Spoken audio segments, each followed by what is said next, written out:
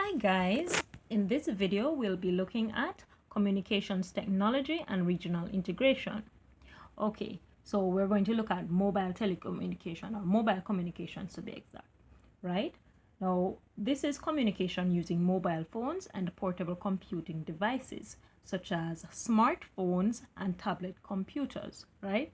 Now, mobile telecommunications technology has dramatically altered communications for businesses, for individuals and governments across the region, right? So mobile telecommunications allows a person to use a device whenever it is in range of a transmitter, rather than having to be close to a fixed system, say like a modem or something, right? Now, this allows for greater flexibility and efficiency and is a particular useful tool in businesses where such efficiencies translate into higher productivity, right? Now, this in turn leads to more stable economic circumstances, which assist in regional development. Now, improved communications and access to information is available to people in more remote areas because mobile communication devices can be used in areas where it is difficult or impossible to provide physical infrastructure, right? Such as probably, hilly areas or something, right? All right. So moving on to the internet, our favorite friend. Now, what is the internet? Now, a computer network consisting of a worldwide network of computer networks that use TPC or IP network protocols to facilitate data transmission and exchange. Okay, now the internet has completely changed the way of the world communication, right? Or how the world communicates. Now, it supports email, which had an estimate at about 3.1 billion account holders worldwide, and that was in 2011. Now, the spread out of advanced networks and the introduction of smartphones have led to an increase in the use of wireless email, right? So, now, next we're going to look at instant messaging, which we all know as IM. What is it? Now, instant messaging is an electronic message sent in real time via the internet and therefore immediately available for display on recipient's screen, right? Now, IM is an internet-based form of communication that allows for the instant relaying of text messages or text-based messages also from the sender to receiver. Now, this also is continuing to grow in popularity, as we all know, right? So the social network is another important element of today's communication systems, with about, say about 2.4 billion account worldwide expected to reach 3.9 billion, say about in 2017, or could be more. Now, use of these forms of communication is growing in the Caribbean and elsewhere, opening up opportunities for promoting regional integration, and this is by first enabling governments to directly promote the idea, secondly allowing the commentators and citizens to provide information or to contribute to discussions using blogs and forums, right? Oh, and last but not least, it keeping the concept in people's mind, so to speak. All right. Now, the internet opens up a wider market for the region because the regional businesses are, as more people look to buy products online. Now, the internet also provides for electronic and fund transfers, which you'd call, the abbreviation would be EFTs. And EFTs are electronic transfer of money from one bank account to another, which allows people to make payments for items or services purchased online, right? And people also receive salaries and wages.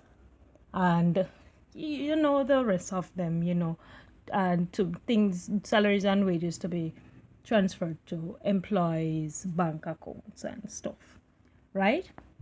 No, and it is also used to arranging travel via the internet is, much easier, which benefits business and acts of an encouragement for an international tourism or interregional tourism, right? All right. So that's it for instant messaging. Now for ICT, we might ask what this is. Now, this is information and communications technology, right?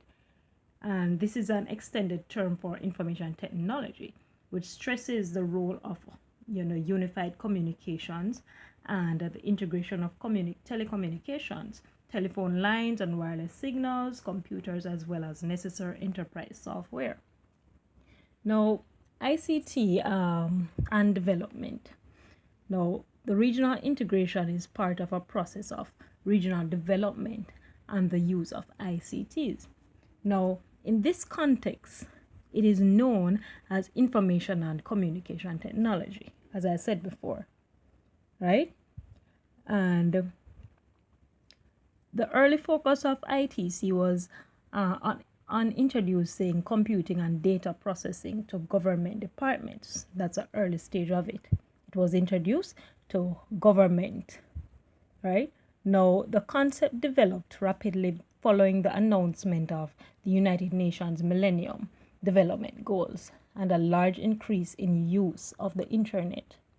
Now, this period saw large investment in ICT in developing countries in terms of both infrastructure and educational programs. More recent developments have been partly led by changes in the relevant technology, which has moved very much towards mobile devices. And to make informed decisions about their lives, people need information, right? All right. Moving on to e-government and integration. What is this?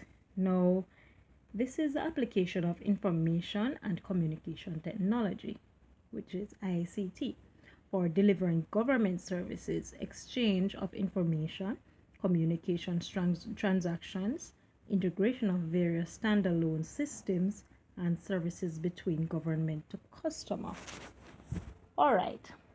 Now, e-government. Now, this involves governments having digital interactions with citizens and businesses, employees, and other governments. Now, governments are able to make use of ITC to transmit information and to deliver services. As you know, access to a greater amount of information is available to a larger number of people. Now, this allows governments to inform citizens about regional integration and also involve them in the process and assist them in making informed decisions about the issue. Right? All right. Last but not least, we're going to look at infrastructure. What is this? Let us look at the base definition of infrastructure. Now, this is the basic physical and organizational structures and facilities. Example, building, roads, power supplies needed for operation of a society or enterprise. Right? Now, the internet service providers, which is ISPs, operate by exchanging internet traffic at their borders, ensuring data travels from its source to its destination. Internet exchange points, which is IXPs, are the points where the ISPs interconnect and where the exchange takes place. Now, in many ways, these are the most vital part of the internet system, since they allow, the interconnections between different networks that enables the whole system to operate. Now, this exchange can be free or it can be peered, right? Or paid for, which is transit, right?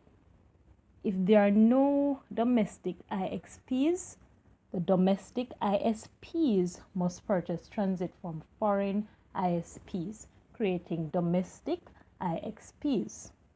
I hope I'm not confusing you guys, and if I'm doing so, you can let me know and I will explain it to you. Okay? And this there are many ISPs in the Caribbean, including, Green Dot, TSDs, and Flow in Trinidad, and Cable and Wireless operating as a line. Right? Okay, guys, so that's it for my video. Thanks for watching.